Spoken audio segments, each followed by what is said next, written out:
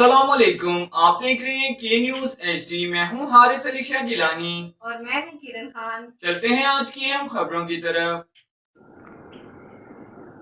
رخ کریں گے ساہیوال کا، جہاں سے رپورٹ کر رہے ہیں ہمارے ہیلتھ رپورٹر محبوب چودھری۔ شہر اور مضافاتی علاقوں میں عطائی ڈاکٹروں، نیم حکیموں، میڈیکل اسٹوروں پر کام کرنے والے غیر تربیت یافتہ سیلز مینوں نے لوٹ مار کا بازار گرم کر رکھا ہے۔ ناقص اور غیر معیاری ادویات کی خرید و فروخت کھلے عام جاری ہے، جس سے مریضوں کو مزید بیماریوں کی دلدل میں دھکیلا جا رہا ہے۔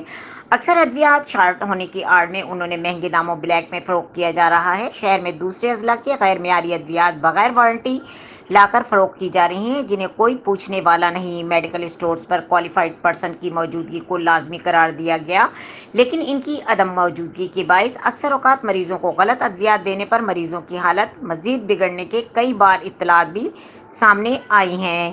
میڈیکل اسٹورز پر اگر کوئی شخص میڈیسن لینے جاتا ہے تو اسے غیر رجسٹرڈ اور ناقص ادویات تھما دی جاتی ہیں۔ اس کے فارمولہ ایک ہی ہے، اس کا اور جو لکھی ہے اس کا، اور قیمت اصل ادویات کی لی جاتی ہے۔ ذرائع کے مطابق بیشتر ڈرگ لائسنس ہولڈرز کو کوالیفائڈ پرسن بیرون ممالک اور بیرون شہر میں ہونے کے باوجود انہوں نے اپنے لائسنس کرائے پر غیر مستند افراد کو دے رکھے ہیں۔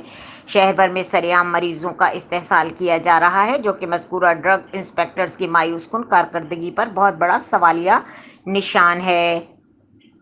شہریوں نے وزیر اعلیٰ پنجاب، وزیر ہیلتھ کمشنر اور ڈپٹی کمشنر ساہیوال سے مطالبہ کیا ہے کہ سی ای او ہیلتھ ڈرگ انسپیکٹر اور ڈی ایچ او ساہیوال کو ان کے ناقص کارکردگی پر تبدیل کیا جائے اور ایماندار اور محنتی افسران کو تعینات کیا جائے، تاکہ ساہیوال کے شہری مزید بیماریوں سے بچ سکیں۔ مزید خبروں اور اپڈیٹس کے لیے ہمارے ساتھ رہیے گا۔ تب تک کے لیے اپنا خیال رکھیے گا۔ اللہ حافظ۔